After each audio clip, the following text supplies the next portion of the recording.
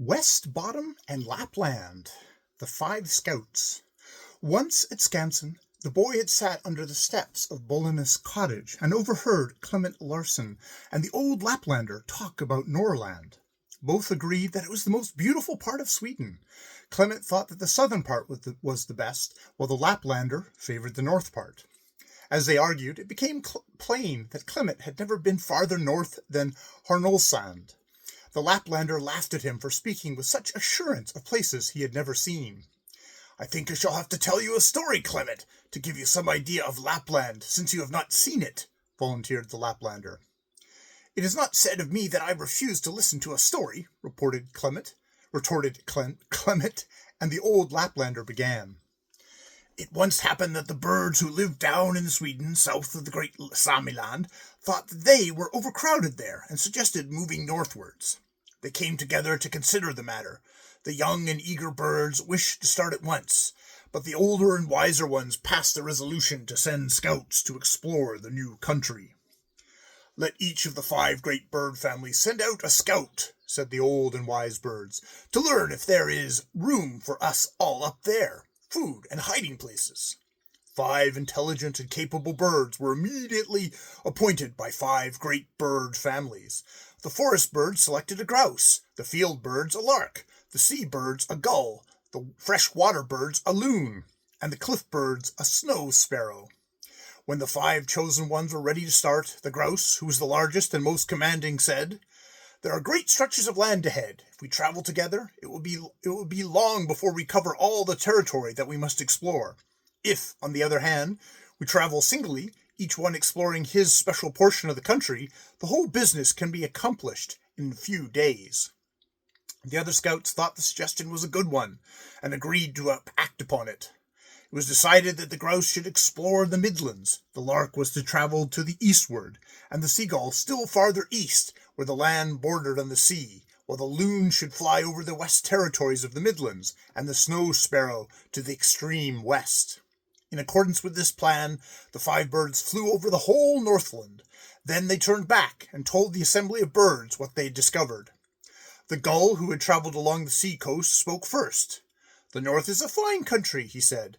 'The sounds are full of fish there, and points and islands without number. Most of these are uninhabited, and the birds will find plenty of room there. The humans do a little fishing and sailing in the sounds, but not enough to disturb the birds. If the sea birds will follow my advice, they will move north immediately.'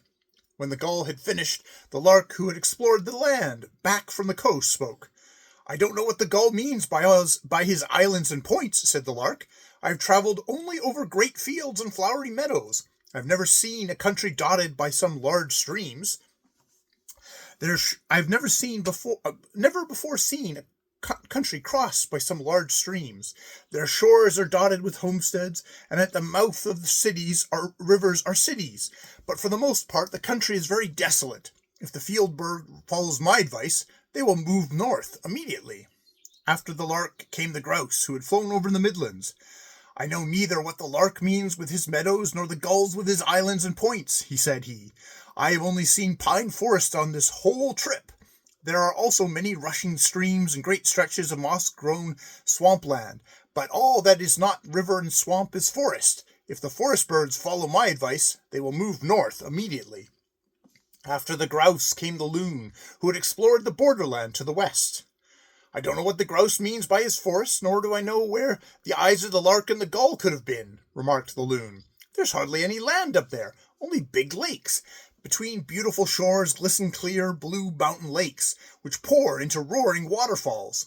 If the freshwater birds follow my advice, they will move north immediately.' The last speaker was a snow sparrow, who had flown along the western boundary.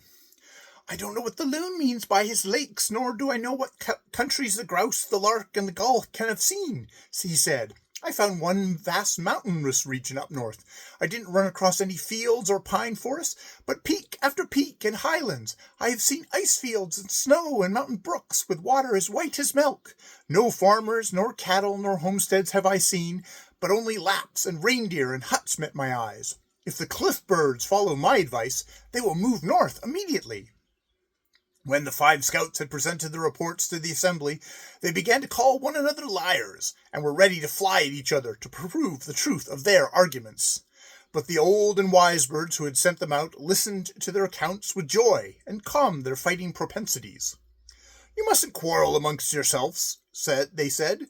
"We understand from your reports that up north there are large mountain tracts, a big lake region, great forest lands, a wide plain, and a big group of islands. This is more than we have expected, more than many a mighty kingdom can boast within its borders."